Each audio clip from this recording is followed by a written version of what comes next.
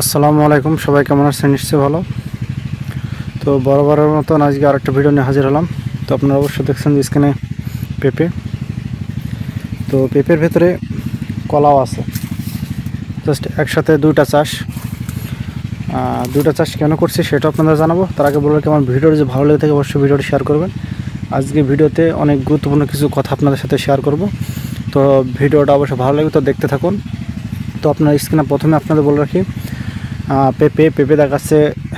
আজকে আসলাম পেঁপেতে স্বাদ দেওয়ার জন্যে। তো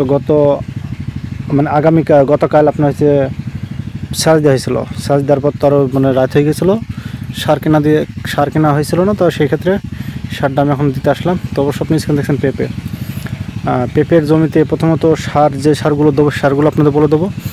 আর দ্বিতীয়ত কথা হচ্ছে, আমি পেঁপে চাষের ভেতরে কেন আমি কলা লাগালাম। তো আপনি টিউশন লক্ষ্য করবেন, জমি জায়গায় অনেক ফাঁকা হওয়ার কারণ হচ্ছে এই বছরে যে পরিমাণে দেখাচ্ছি নামলা করে যে ঝড় নিম্নচাপ যেগুলো হলো, এই কারণে দেখা যাচ্ছে গাছগুলো মরে গেছে, ভেঙে গেছে। সেই কারণে দেখা যাচ্ছে পেঁপে গাছ যেগুলো আছে ওইগুলো তো থাকবে। তারপর দেখাচ্ছি জমিটা তো কারণ দেখাচ্ছে আমি পেঁপে সেরকম হতেও পারে না হতে পারে, সেক্ষেত্রে ভেতরে কলা লাগিয়ে দিয়েছি। এবার দেখা যাচ্ছে কথা হচ্ছে যে কলা গাছ বড় হবে, পেঁপে গাছও বড় হবে আস্তে আস্তে। কলা গাছ তো বেশি পেঁপের চাইতে বড় হবে না, সেই জন্যে দেখা যাচ্ছে কলাটা লাগানো। আর কলা হচ্ছে 3 বছরের ফসল এবং পেঁপেও 3 বছরের ফসল। এখন আমি পেঁপের ক্ষেতের যে সারগুলো এখন দেব, সেই সারগুলো অবশ্যই আপনাদের দেখাবো।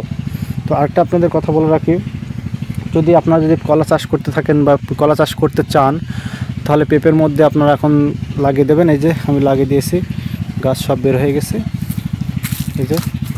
আর এখন আমি যে সারগুলো আপনাদের দেখাবো, যে সারগুলো আমি আমার পেঁপের ক্ষেতে এখন দেবো, পেঁপে মোটা করার জন্য কিছুদিন আগে আমি পেঁপে ভেঙেছিলাম 500 কেজি মতন, দাম পেয়েছিলাম 20 টাকা কেজি।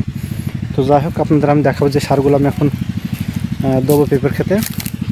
তো প্রথমত আপনারা এখানে দেখছেন যে 3 রকম সার আছে। এই যে লাল মতন যেটা আছে এটা হচ্ছে আপনার পটাশ, সাদাটা হচ্ছে আপনার ইউরিয়া, এবং আরেকটা আছে এর সাথে, সেটা হচ্ছে টিএসপি।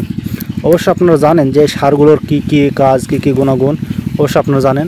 তো সেজন্যে বিস্তারিত আর কিছু বললাম না। তো আজকে এখানেই সম্পূর্ণ ভিডিও শেষ করছি। তো নেক্সট টাইমে আবার ভিডিও নিয়ে হাজির হব অন্যান্য চাষে। তো আশা করি ভিডিওটা ভালো লেগেছে। ধন্যবাদ সবাইকে।